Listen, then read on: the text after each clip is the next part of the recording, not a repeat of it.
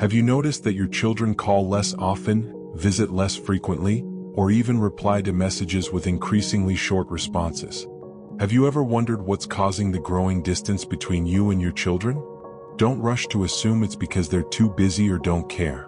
The truth is, the issue might lie in the words you unintentionally say during conversations. Today we'll reveal 5 toxic phrases older adults should avoid when talking to their grown children. In particular, the second phrase is so damaging that it could lead your child to cut off contact forever. These aren't blatant insults but seemingly ordinary statements that leave deep emotional wounds in your children's hearts. Stay until the end to learn how to eliminate them and replace them with positive words before it's too late.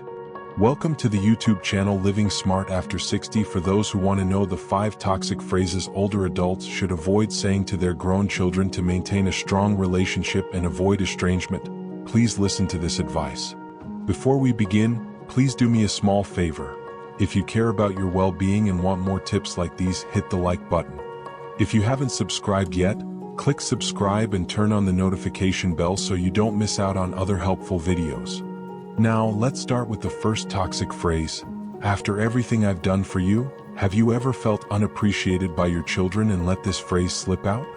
In reality, this statement is like an invisible arrow piercing your child's emotions. It doesn't make them feel grateful but instead instills guilt, as if your love and sacrifices are a debt they must repay forever. When you say this, your child may feel manipulated, which pushes them further away. Instead, try saying, I really miss the times we used to talk as a family. Are you free to call this weekend? This approach is gentle, shows genuine affection, and invites connection without pressure. Next is the second phrase, the most dangerous one, your spouse is turning you against me. This is a heavy accusation that not only attacks your child's partner but also insults your child, implying they're incapable of making their own decisions. When you say this, you put your child in an impossible situation, choosing between their parents and the person they love. No one wants to be in that position, and it may cause your child to avoid contact to protect themselves. Instead of blaming, try, I really care about both of you. Is there a way we can all be closer as a family? This shows respect for your child's life and opens the door to connection rather than division. The third phrase, back in my day we did things differently. At first glance, this seems like harmless nostalgia, but it subtly criticizes your child's current lifestyle or choices. It creates an invisible wall between generations, making your child feel belittled or unacknowledged. Have you ever noticed your child go quiet when you mention the old days? That's a sign they feel judged or compared. Instead, say, I'm curious about how you do things. Can you tell me more? This encourages your child to share while showing you're interested and open to learning from them.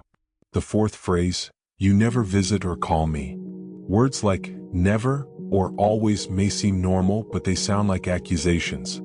They make your child feel attacked and defensive rather than motivated to connect with you. These absolute statements often hurt more deeply than you realize because they overlook even the smallest efforts your child may have made. Instead of complaining, try, I love talking to you. I've been missing you lately. Can we catch up more often? This is gentle, non-accusatory, and opens the door for your child to respond naturally.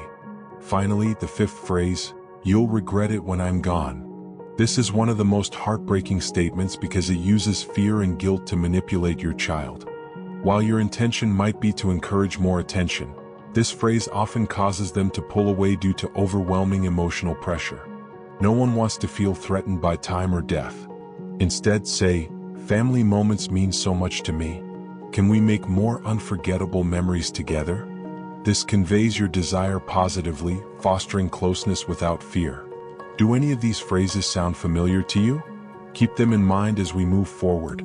If you're still here, you've likely realized that these seemingly harmless phrases can create significant gaps in your relationship with your grown children. From unintentionally manipulating emotions with, after everything I've done, to blaming their spouse, comparing generations, using absolute terms, or invoking regret with thoughts of death. Each phrase can make your child feel hurt and distant. But don't worry, recognizing the issue is the first step toward change. Imagine happier phone calls, more frequent visits, and no longer feeling lonely or neglected. With just a small adjustment in how you communicate, you can rebuild closeness with your children, even if they're grown and living their own lives. Don't leave yet, because the next part will dive deeper into replacing these phrases with positive words that foster genuine, lasting connection. We're nearing the end, but before we wrap up, consider this. The words you choose today can shape your relationship with your children for years to come. The 5 toxic phrases we've discussed, reminding them of your sacrifices, blaming their spouse, comparing eras, complaining about their absence, or invoking regret, can push your children away without any ill intent on your part. But the good news is you can change. Instead of hurtful words, you can choose words that show love, respect, and a desire for connection. Picture this: a day when you get a surprise text from your child, a call filled with laughter, or a visit without needing to ask. These moments start with small changes in how you speak. You don't have to do this alone. This channel is here to support you, offering simple yet effective tips to improve family relationships and mental well-being. With just one click to subscribe, you'll always have helpful ideas to make every day more meaningful. Thank you for staying with us. If this information was helpful, please hit the subscribe button and leave a comment below saying, "I'll try one." What surprised you the most? Let us know in the comments. And don't forget to like and subscribe for more wellness tips. See you in the next video. Choose positive words to nurture affection and closeness with your children, even as adults. Subscribe to Living Smart After 60 on YouTube today for more tips to live healthier, happier, and closer to your family.